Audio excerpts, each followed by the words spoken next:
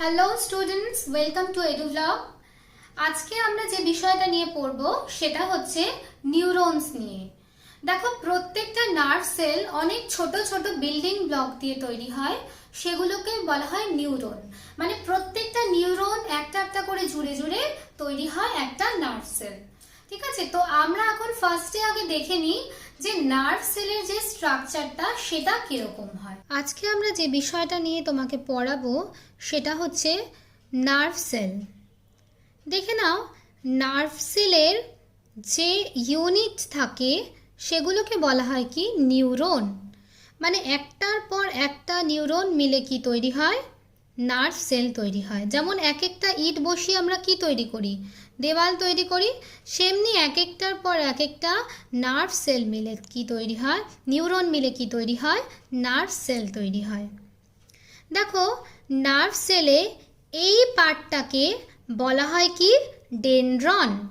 ঠিক আছে, ডেনড্রনটা এই যে ব্রাঞ্চড হয়ে যায়, যে এই ব্রাঞ্চিং পার্টগুলোকে আবার কি বলা হয়? ডেনড্রাইটস। ওকে, নেক্সট দেখো, এই ডেনড্রনের মধ্যেই কি থাকে? একটা নিউক্লিয়াস থাকে, আর এর মধ্যে এই জায়গাটাকে বলা হয় কি sell body or Soma. Next দেখো, এই বাদ বাকি পুরো এই পার্টটা ডেনড্রন এর বাদে পুরো পার্টটাকে কি বলা হয়? অ্যাক্সন বলা হয়। দেখো, অ্যাক্সনের এই এক একটা ইউনিট, ঠিক আছে, অ্যাক্সনের ইউনিটগুলো কি দেখো, একটা ব্রাউন কালারের এখানে দেখতে পাচ্ছ, এই সিট দিয়ে ঢাকা, এটা একটা কি covering, outer covering of action. এগুলোকে কি বলা হয়? মাইলিন সিদ বলা হয়। কি বলা হয়? মাইলিন সিদ। প্রত্যেকটা অ্যাকশন ইউনিটের মাঝখানে যে গ্যাপটা থাকে সেগুলোকে বলা হয় র্যানভিয়ারের পর্ব। ঠিক আছে, গ্যাপ অফ র্যানভিয়ার বলা হয়। আর কি বলেছে দেখো, এই যে অ্যাকশনের একদম এন্ড পার্ট, এইখানটাকে কি বলা হয়? অ্যাকশন টার্মিনাল বলা হয়। কি বলা হয়? অ্যাকশন টার্মিনাল বলা হয়। দেখো, এই অ্যাকশন টার্মিনালটা এখানে মাসেলের সঙ্গে যুক্ত থাকে। কিসের সঙ্গে যুক্ত থাকে? মাসেল। আমাদের যে শরীরের যে মাসেল থাকে যার জন্য আমরা বডি মুভমেন্ট করতে পারি, সেই মাসেলের সঙ্গে যুক্ত থাকে। তার মানে তোমাদের এখানটা আরেকবার বলে দিচ্ছি, দেখো, নিউরন সেলটা মেনলি ডেনড্রন আর অ্যাকশন দিয়ে তৈরি হয়। ডেনড্রনের ব্রাঞ্চড পার্টগুলোকে ডেনড্রাইট বলা হয়। ডেনড্রনের মধ্যেই একটা নিউক্লিয়াস থাকে, আর এই জায়গাটাকে বলা হয় সেল বডি বা সোমা। দেখো, প্রত্যেকটা এই বাদবাকি অংশটাকে বলা হয় অ্যাকশন। অ্যাকশনের ওপরে যে কাভারিং থাকে, আউটার কাভারিং, এটাকে কি বলা হয়?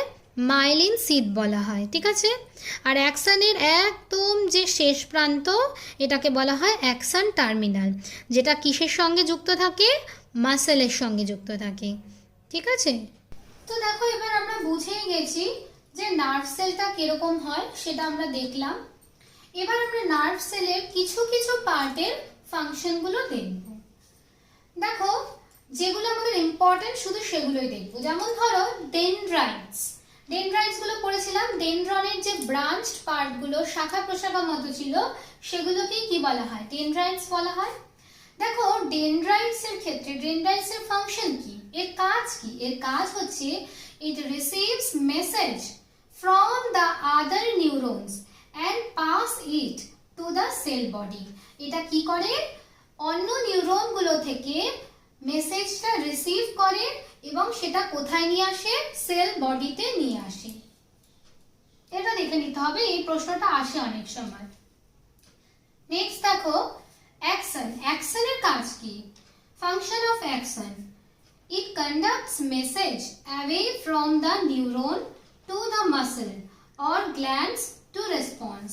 তাহলে ধরো আমাদের হাতে গরম লাগলো, আমাদের হাতটা যে আমরা তুলে নেব, এটা কেন করব? এটা আমাদের হাতটা যে তুলে নেওয়ার জন্য একটা মাসেলের কন্ট্রাকশন দরকার।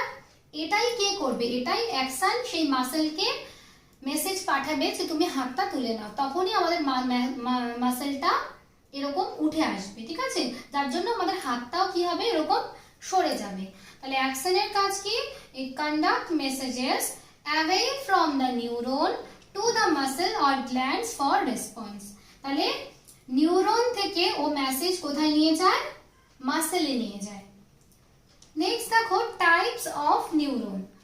দেখো নিউরন হচ্ছে দু টাইপের, মেইনলি তিন টাইপের হয়, কিন্তু আমরা এখানে দু টাইপেরই দেখব।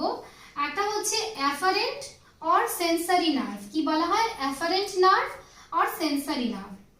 তাহলে অ্যাফারেন্ট নার্ভ আর সেন্সরি নার্ভ এটা কি করে দেখো, it conduct impulse from the receptor to the central nervous system. ধরো আমাদের হাতে গরম লাগলো, আমাদের গরমটা যে লাগলো এটা কি করলো, এই অ্যাফারেন্ট নার্ভ আর সেন্সরি নার্ভটা কি করলো, সেন্ট্রাল নার্ভাস সিস্টেমে গিয়ে বললো যে ওর হাতে গরম লাগছে। নেক্সট ইফারেন্ট আর মোটর নার্ভটা কি করে, it conduct impulse from the central nervous system to effector. তাহলে এ আবার কি করে, সেন্ট্রাল নার্ভাস সিস্টেম বলে ঠিক আছে তোমার গরম লাগছে তাহলে তুমি আবার হাতটা তুলে নাও।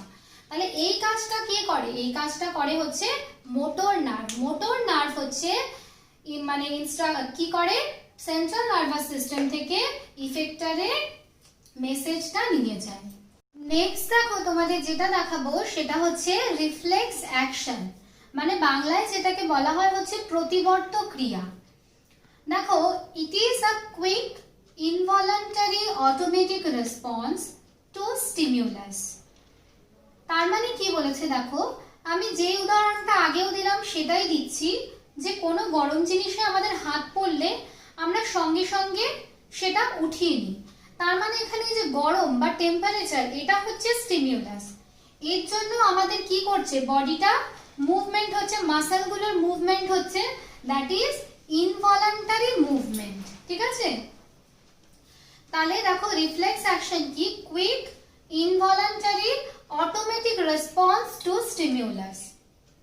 It is under control of spinal cord. আমি আগেই বলেছি রিফ্লেক্স অ্যাকশন কার দ্বারা কন্ট্রোল হয়, স্পাইনাল কর্ডের মাধ্যমে কন্ট্রোল হয়। স্পাইনাল কর্ডে কি করে, রিফ্লেক্স অ্যাকশনের জন্য দায়ী।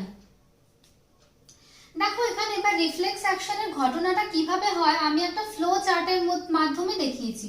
তোমরা ফ্লো চার্টটা খেয়াল করো, তাহলে তোমাদের বুঝতে অনেক সুবিধা হবে।